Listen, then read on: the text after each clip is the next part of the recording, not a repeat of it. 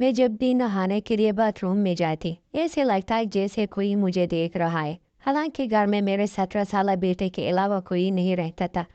मुझे बेवा हुए 3 साल हो गए थे।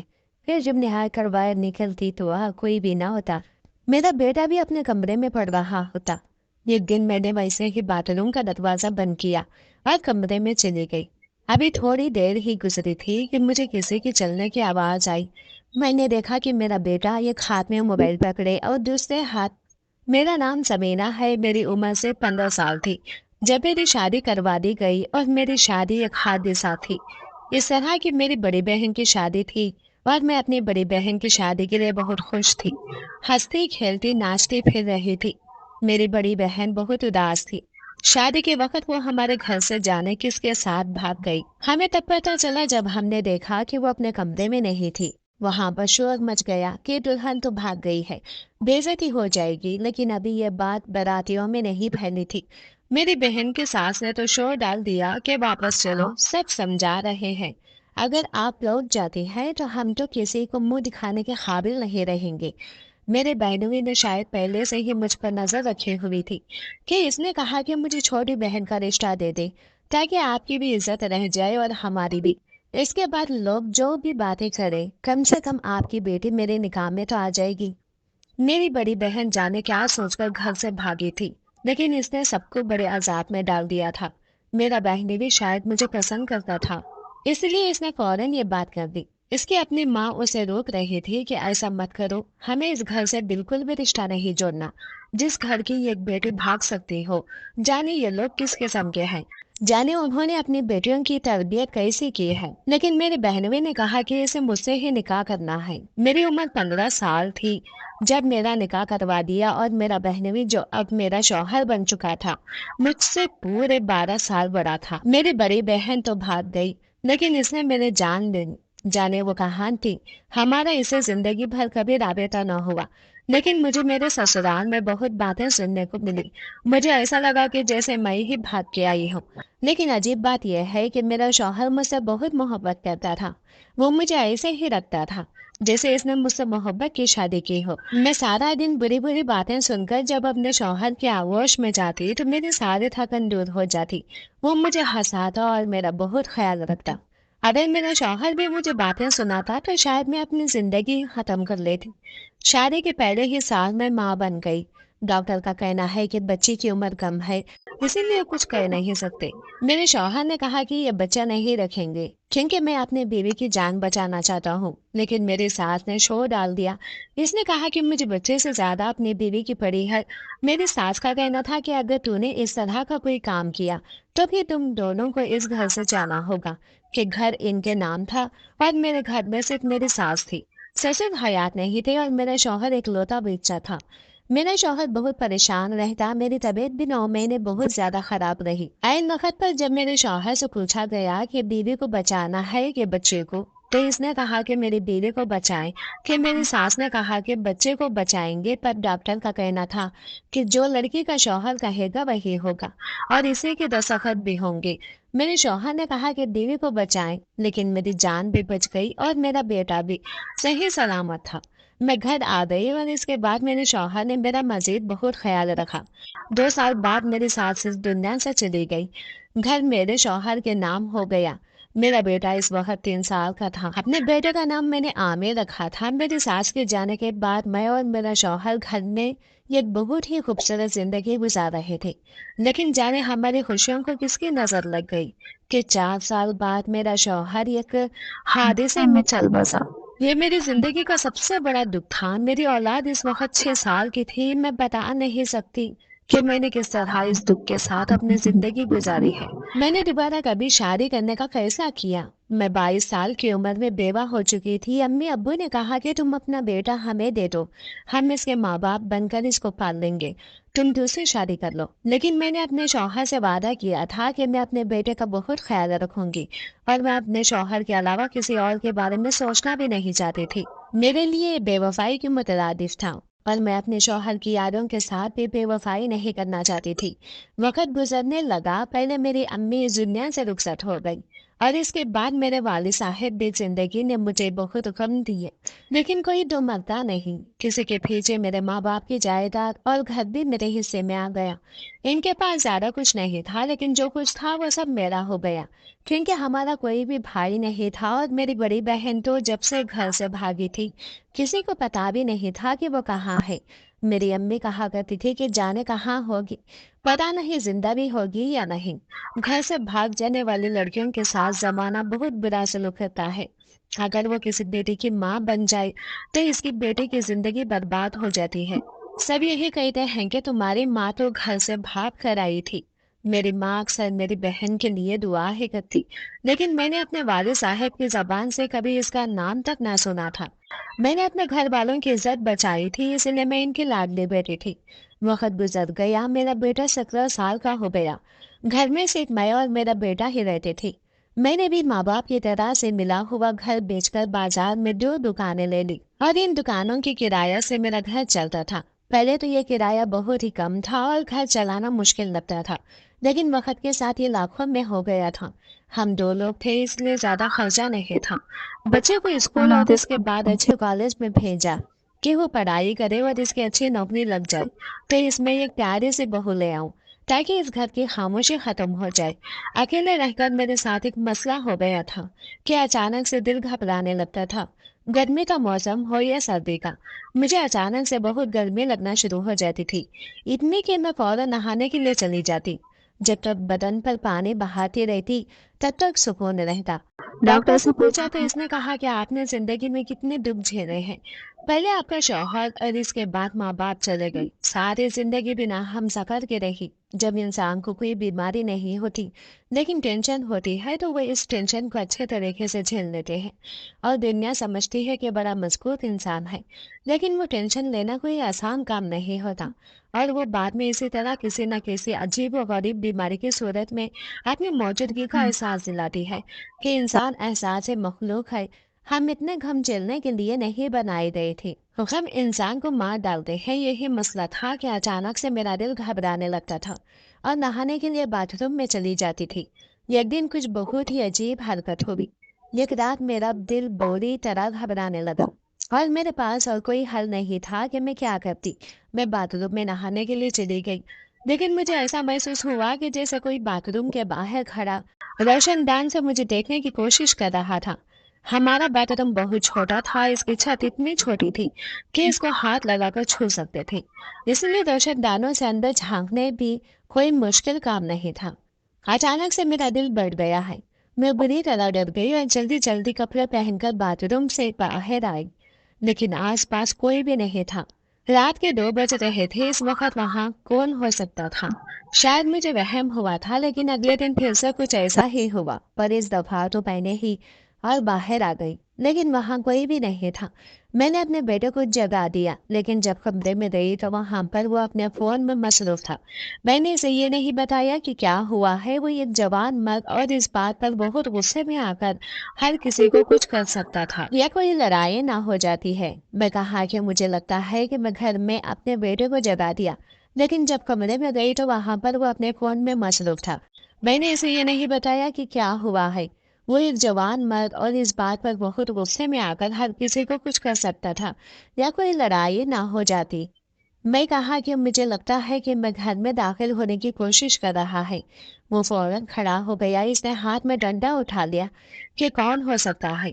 اس نے سارے گھر کے ہر کونے میں دیکھ لیا، لائٹنگ وغیرہ آن کی کوئی نہیں تھا، باہر کا دروازہ بند تھا۔ اس نے کہا کہ لگتا ہے کہ آپ کو وہم ہوا ہے کہ یہاں تو کوئی بھی نہیں ہے، لیکن میں جانتی تھی کہ مجھے وہم نہیں ہوا تھا۔ میں نے بتایا کہ کسی کا سایہ دیکھا تھا اور وہ بھی کسی مرد کا۔ یہ بات نظر انداز کرنے والی نہیں تھی، پر وہ کون ہو سکتا تھا؟ یہ حرکت میرے گھر میں دوبارہ ہو چکی تھی۔ دوسرے دن پھر سے میری طبیعت خراب ہونے لگی۔ میں نے سوچا کہ ہوتی ہے طبیعت خراب تو ہوتی رہے گی، لیکن میں نہیں جاؤں گی۔ باتھ روم گھر کے صحن میں تھا، میرے بیٹے کے کمرے میں باتھ روم تھا، لیکن وہ کمرہ تو میرے بیٹے کا تھا۔ بار بار میں وہاں نہیں جا سکتی تھی، سو رہا ہوگا، اس کی نیند میں خلل نہیں ڈالا جا سکتا تھا۔ उसे सुबह को भी जल्दी जाना होता था। मेरी तबीयत बहुत खराब होने लगी। मैंने आसपास देखा और पहले तसल्ली कर ली कि वहां कोई है तो नहीं। कोई भी नहीं था। मरकजी दरवाजा भी बंद था। मैं बाथरूम में चली गई और नहाना शुरू कर दिया। लेकिन आज तो हद ही हो गई। आज तो मैंने बाखबर शख्स को साया देखा, बल्कि इसके कदमों की आवाज भी सुनी। मेरा दिल बुरी तरह बैठ गया। मेरी अकल ने काम किया और मैंने बाथरूम की लाइट ऑफ कर दी, ताकि बाहर जो कोई भी खड़ा है वो मुझे देख ना सके। मैंने बुरी तरह चिल्ला चिल्लाकर अपने बेटे को आवाज देना शुरू कर दिया। मेरा बेटा जब बाहर आया तो मैंने इससे कहा कि तुम जरूर नींद से जागे हुए होगे, लेकिन मुझे लगता है कि घर में कोई है। वो नींद से जागा हुआ नहीं लग रहा था। मैंने फिर से सारा घर देखा, लेकिन घर में कोई भी नहीं था। तो इसने मुझे बैठाया और कहा कि आप सारा दिन परेशान रहती हैं, क्या सोचते रहती हैं, किसी बात की टेंशन है आपको? मैंने कहा कि मुझे वहम नहीं हो रहा है। मेरे बेटे ने कहा कि घर में कोई नहीं है। मेरा बेटा इस बात पर यकीन नहीं कर रहा। वो ये समझ रहा है कि मैं किसी टेंशन में हूँ, इसीलिए मुझे इस तरह के वहम हो रहे हैं। अगले दिन मैंने सोच लिया कि मुझे क्या करना है। बाथरूम के सामने कुछ मिट्टी फेंकी और इस मिट्टी के ऊपर पानी फेंक दिया, इस तरह कि कोई वहां पर खड़ा हो तो इसके पैरों के निशान पर बन जाए। मैंने रात के वक्त उठी और नॉर्मल तरीके से चलती हुई बाथरूम में आ गई। थोड़ी देर बाद मुझे किस हल्की आवाज आई। मैं नहा नहीं रही थी, बल्कि चुपचाप खड़ी थी। मैंने अचानक से दरवाजे की कुंडी खोल दी। जो भी शख्स खड़ा है वहां से भाग जाए, क्योंकि फिलहाल मुझे सिर्फ इतना जानना था कि ये मेरा वहम था या वाकई बाहर कोई मौजूद था। मैं बाहर निकल के आई। वहां कोई नहीं था। अंधेरे में कुछ नजर नहीं आ रहा था। मैं कमरे में से टॉर्च लेकर आई और इस जगह पर रोशनी डाली जहां मैंने मिट्टी फेंकी थी। ये देखकर मेरे कदमों तले से जमीन निकल गई, क्योंकि वहां पे पैरों के निशान मौजूद थे। इसका मतलब मुझे कोई वहम नहीं था, बल्कि मेरे घर में कोई था। ये महसूस करके तो मेरा दिल बढ़ गया कि कौन हो सकता था, कौन ये कर रहा था। मेरी तो किसी के साथ दुश्मनी भी नहीं थी। सुबह हुई तो मैंने इस जगह को गौर से देखा, जैसे रोशनी हुई हो। मैं इस तरफ भाग कर आई। मैंने कदमों को देख लिए थे। पाँव का साइज वही लग रहा था जो शायद मेरे बेटे का होगा, यानी कोई मेरे बेटे की उम्र का ही था। परेशान तो बहुत थी, लेकिन क्या कर सकती थी? मुझे क्या करना चाहिए था, मुझे कुछ समझ नहीं आ रहा था। सोच लिया कि इस बाथरूम में नहीं जाऊंगी, लेकिन कब तक न जाती? ये मेरा घर था। क्या मैं अपने घर में ही डरी हुई फिरती? और अगर वो शख्स मेरे घर में आ जाता था तो वो कुछ भी कर सकता था।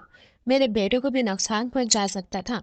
यूं तो मेरी यूं तो मेरी उम्र ज्यादा नहीं थी, लेकिन मुझसे घर के काम नहीं होते थे, क्योंकि मेरा आसाबी निजाम बहुत कमजोर था। इसीलिए मैंने ये नौकरानी रखी थी जो 2 दिन बाद आकर काम करती थी। घर में हम 2 लोग थे, इसलिए गंदगी नहीं होती थी और खाना वगैरह मैं खुद ही बना लिया करती थी। वही नौकरानी कमरे में पोंछा लगा रही थी कि मेरे बेटे ने आकर कुछ फ्रेश पर मिट्टी वाले पाँव रख दिए। इसने कहा कि छोटे साहब, अभी तो मैंने सफाई की है। मेरे बेटे ने हंसकर कहा, अच्छा नहीं करता, और वहां से गुजर गया। जब वो जूते के निशान साफ कर रही थी तो मेरे कदमों तले से जमीन निकल गई। मैंने इसे रोक दिया। इससे कहा कि इनको साफ मत करो, और गौर से देखने लगी, क्योंकि ये पैरों के निशान तो वैसे ही निशान लग रहे थे जैसे बाथरूम के बाहर मिट्टी पर बने थे। यानी कि ये इस निशान पर प्रिंट था, वही प्रिंट जो इस मिट्टी पर बना था। पर यही प्रिंट तो मेरे बेटे की जूतों का भी था। क्या ये ज्यादा बड़ा इत्तेफाक नहीं था कि मेरे घर आने वाले चोर और मेरे बेटे ने बिल्कुल एक जैसे जूते पहने थे? तो क्या वो मेरा बेटा था? अचानक से तबीयत खराब हुई। मेरा सर चकराने लगा। नौकरानी ने मेरा हाथ पकड़कर मुझे बिठाया और मेरे बेटे को आवाज दी कि जल्दी आए, आपकी अम्मी को कुछ हो रहा है। मेरा बेटा भागा भागा आया, मुझे करीब के क्लिनिक पर ले गया। डॉक्टर ने कहा कि आप बहुत कमजोर हैं, आप किसी भी किस्म की परेशानी से दूर रहें, जहन पर दबाव भी नहीं डालें। वापस आते हुए कुछ अजीब हुआ। जब हम रिक्शे में बैठने लगे तो मैंने एक औरत को देखा जिसने अपने आप को काली चादर में लपेटा हुआ था, और वो एक खंबे की आड़ से मुझे देख रही थी। यानी कि मुझे एहसास हुआ कि मैं इसको जानती हूँ, कि जैसे वो मेरी कुछ लगती है। लेकिन मेरा भी इस दुनिया में कोई भी नहीं था। फिर ऐसा कैसे हो सकता था? मेरे बेटे ने मुझे देख लिया और कहा, घर चले, आपकी तबीयत खराब है, आपको आराम की जरूरत है। मेरा बेटा मेरी कितनी फिक्र कर रहा था। इतनी घटिया हरकत कैसे कर सकता था? इसे इस तरह की हरकत करके क्या मिलना था? वही तो मेरा इकलौता रिश्ता था। मेरा बेटा, मेरा मान, मेरा सब कुछ वही तो था। وہ تو میرا محافظ تھا، پر جب سب کچھ اپنی آنکھوں سے دیکھا تو پھر غلطی کی گنجائش کہاں تھی؟ سمجھ نہیں آ رہا تھا کہ یہ سب کیا ہو رہا ہے۔ یہ بات بھی تو میں نے نوٹ کی تھی کہ گھر کا دروازہ بند تھا، کہ کوئی اندر پھر کیسے آ سکتا تھا؟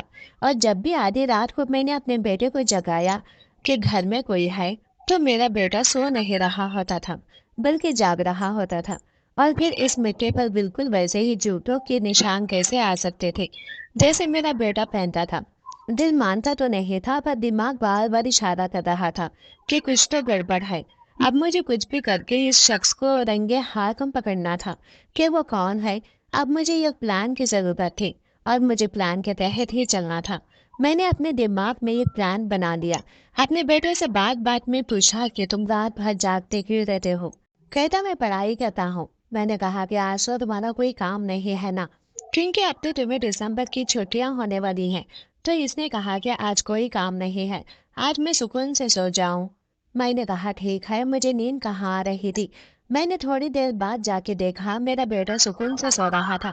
یہ وہی وقت تھا جس وقت پر یہ کام شروع ہوتا تھا۔ میں جلدی جلدی باتھ روم تک گئی اور اشارہ دیا کہ جیسے میں باتھ روم کے اندر چلی گئی ہوں۔ باتھ روم کا دروازہ بھی زور سے بند کیا اور اندر جا کر پانی کی ٹوٹی پھر کھول دی، جس سے ایسا لگے کہ میں نہا رہی ہوں۔ لیکن میں باتھ روم میں نہیں تھی بلکہ کچن میں کھڑی تھی، جہاں سے باتھ روم کا حصہ صاف نظر آتا تھا۔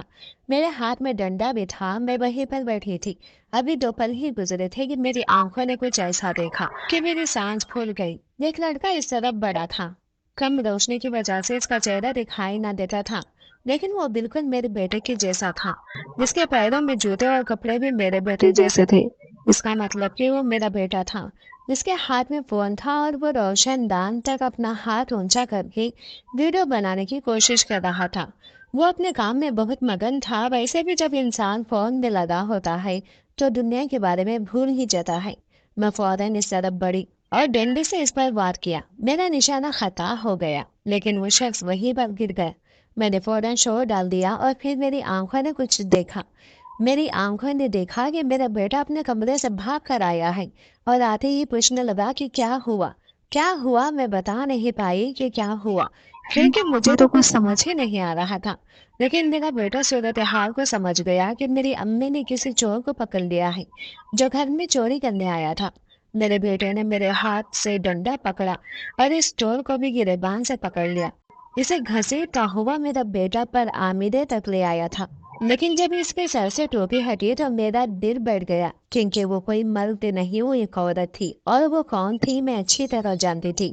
وہ میری بڑی بہن تھی جو میرے ہی بیٹے جیسے کپڑے پہن کر، اسی کے جوتے پہن کر میرے گھر میں داخل ہوئی تھی اور میری نازیبہ ویڈیو بنانا چاہتی تھی۔ لیکن میری بہن ایسا کیوں کرے گی؟ میں اپنی بہن کو اتنے سال بعد دیکھ کر کبھی اداس نہ ہوتی۔ میرے دل میں جتنے بھی شکوے تھے شاید میں اسے معاف کر دیتی، لیکن اس طرح دیکھ کر میرا دل بری طرح تڑپ اٹھا تھا۔ میں اسے 13 سال بعد اپنی بڑی بہن کو دیکھ رہی تھی، اس بہن کو جس کو میں نے ہمیشہ سے کیا پیار کیا تھا۔ بچپن میں اس کے ساتھ کھیلتی تھی، اپنے دل کی کمی باتیں کیا کرتی تھی۔ آج اس کا اپنے خلاف ایک نفرت انگیز حرکت کرتے ہوئے میں نے اسے رنگے ہاتھوں پکڑا تھا۔ وہ یہ سب کیوں کرنا چاہتی تھی؟ میرا بیٹا اس کو نہیں جانتا تھا۔ قریب تھا کہ میرا بیٹا اسے اس پر ہاتھ اٹھا دیتا۔ میں نے اپنے بیٹے کو روکا اور کہا کہ یہ تمہاری خالہ ہے۔ وہ حیران رہ گیا۔ جس عورت کو اس دن میں نے کالی چادر میں دیکھا، شاید وہ میری بہن ہی تھی جو اس دن بھی مجھ پر نظر رکھ رہی تھی۔ اس کی حالت بہت بری تھی، وہ بہت کمزور لگ رہی تھی، حالانکہ وہ مجھ سے صرف 4 سال بڑی تھی۔ تم یہاں پر کیا کر رہی ہو؟ تم نے اپنا کیا حال بنا رکھا ہے؟ میں نے اسے بہت ہی اپنائیت سے پوچھا، جیسے جو کچھ اس نے کیا اس کے لیے میں نے پہلے ہی معاف کر دیا۔ لیکن وہ بولی تو ایسے کہ جیسے مجھے کھا جائے گی۔ بس بڑی آئی میرے حال کی فکر کرنے والی، امی ابو کی نظروں میں اچھا بننے کے لیے میری جگہ پر بیٹھ گئی۔ میرے ہونے والے شوہر سے شادی کر لی، اس کا گھر بھی لے لیا اور ماں باپ کی ساری جائیداد بھی اپنے نام کروا لی۔ میرا ہونے والے شوہر سے پہلے ہی تم پر مر مٹا تھا، ये तो मुझे पहले ही पता था, तभी तो तुम्हारे लिए दीवाना हो गया। मैं सब कुछ जानती हूँ। तुम अकेले ही सब कुछ खाना चाहती हो। मुझे तो दूध में से मक्खी की तरह निकाल दिया तुमने। अगर मैं तुमसे ये सब मांगती हूँ तो मुझे कभी भी ना देती। अब्बू ने तो पहले ही मुझे मेरे हिस्से से आग कर दिया था, इसलिए मैंने सोचा कि मैं तुम्हें ब्लैकमेल करूंगी। पर ये करती तो कैसे करती? तुम्हारे पास वैसे भी कुछ नहीं, लेकिन इज्जत तो थी। 17 साल के बेटे की माँ बन गई हो, तो क्या हुआ, अभी भी तुम जवान औरत ही हो। तुम्हारी कोई वीडियो बनाकर और फिर तुम्हें इसके साथ ब्लैकमेल करके मैंने तुम्हें जलील करना था। आराम से बैठने वाली नहीं हूँ मैं।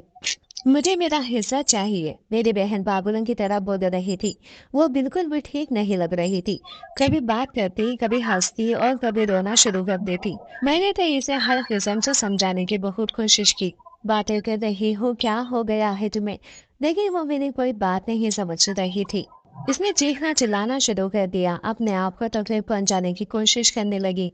बेशक वो नॉर्मल नहीं थी, बेहोश हो गई। हमने इसे कमरे में रखा, इसकी हालत बहुत बुरी थी।